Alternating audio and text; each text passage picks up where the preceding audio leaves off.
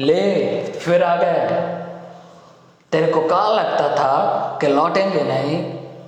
गलत। जब तक तोड़ेंगे नहीं तब तक छोड़ेंगे नहीं।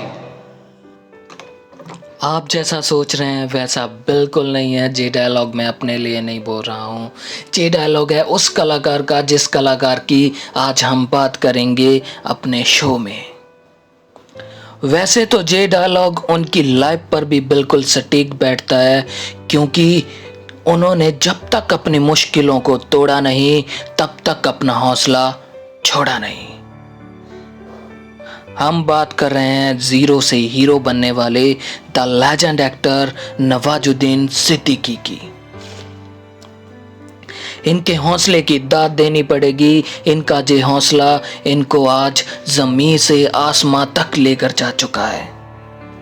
किसी शायर ने भी क्या खूब कहा है, जब टूटने लगे हौसला तो बस ये याद रखना, बिना मेहनत के हासिल नहीं तक तो ताज होते, ढूंढ लेना अंधेरे में ही मंजिल दोस्तों, क्योंकि जुगनू कभी रोशनी के नहीं मोहताज होते। तो चलिए शुरू करते हैं कहानी उन दिनों की। मैं हूं आपका होस्ट और दोस्त अश्विन। ये कहानी उन दिनों की है जब एक लड़का अपने दिल के अंदर बड़े बड़े अरमान लेकर अपने गांव से सपनों की शहर की तरफ चला था। एक नाटक देखने के बाद उनके अंदर एक्टिंग की चाह जागी थी। ना उसके पास हीरो जैसी शक्ल थी, ना हीरो जैसी बॉडी, लेकिन एक चीज उनके पास बिल्कुल भरपूर थी, बहुत भरपूर थी। वो था कुछ कर दिखाने का जज्बा, अपना अलग नाम बनाने का सपना। हाथ में साइंस की ग्रेजुएट डिग्री और दिल में एक्टर बनने का सपना लेकर एक लड़का चल पड़ा था अपने गांव को छोड़कर दिल्ली की तरफ। दिल्ली में सरवाइव करने के लिए उनके पास कोई खास प्लान नहीं था।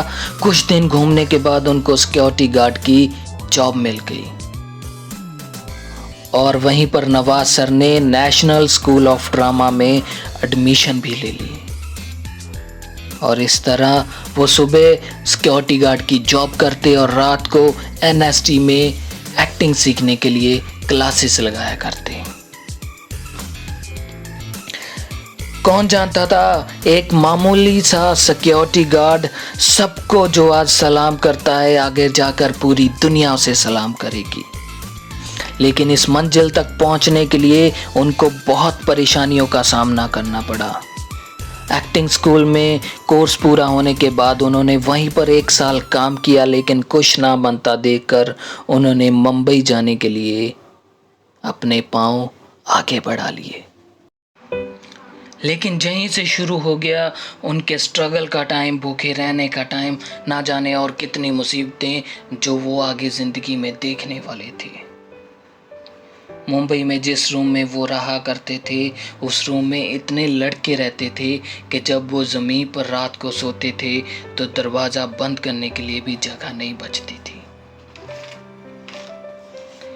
दिल्ली की जॉब से जो उन्होंने पैसे जमा किए हुए थे वो अब धीरे धीरे खत्म होने वाले थे।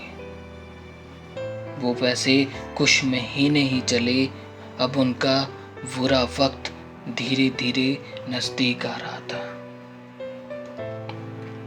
कुछ टाइम तो उन पर ऐसा भी आया जब वो सिर्फ लड़कों का खाना बनाकर ही रूम में रहा करते थे, क्योंकि उनके पास किराया देने के लिए पैसे नहीं थे।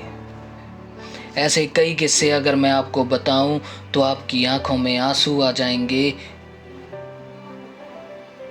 जब वो पैदल ऑडिशन के लिए जाया करते थे उनकी हालत इतनी बुरी होती थी कि वो बेहोश होकर भी गिर सकते थे, क्योंकि कितने कितने दिन उनको खाने के लिए खाना नहीं मिलता था।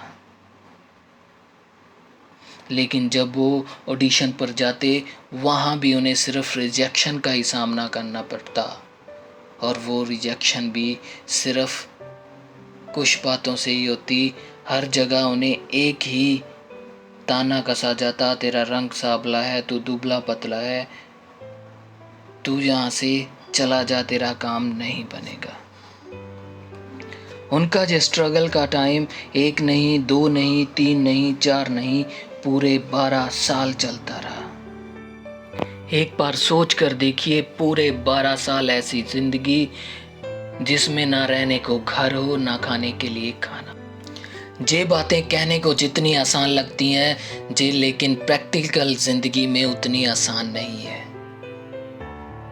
जे दर्द सिर्फ वो आदमी बता सकता है जिसने अपनी जिंदगी में इसको सहा है। लेकिन ऐसी जिंदगी से उन्होंने कभी हार नहीं मानी, अपने हौसले को हमेशा कायम रखा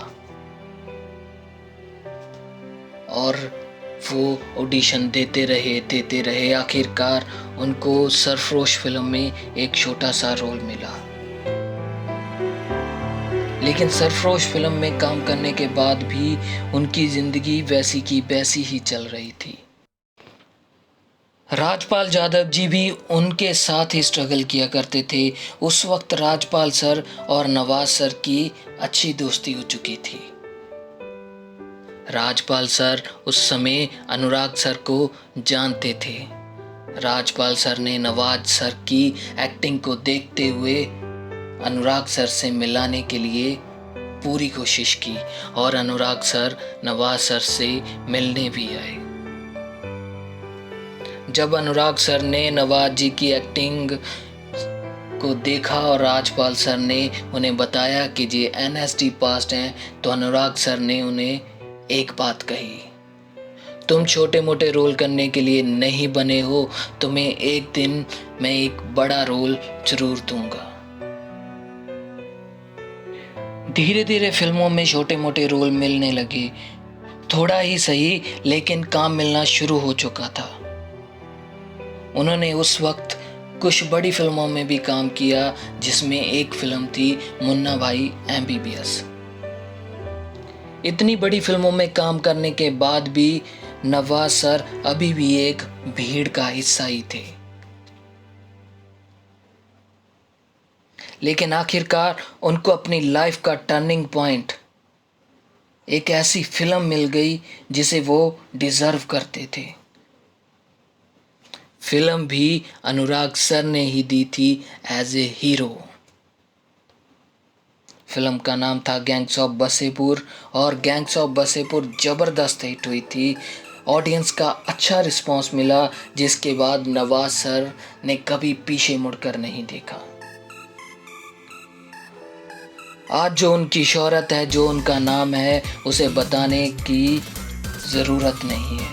आज बड़े बड़े एक्टर उनके साथ काम करने के लिए बेकरार रहते हैं।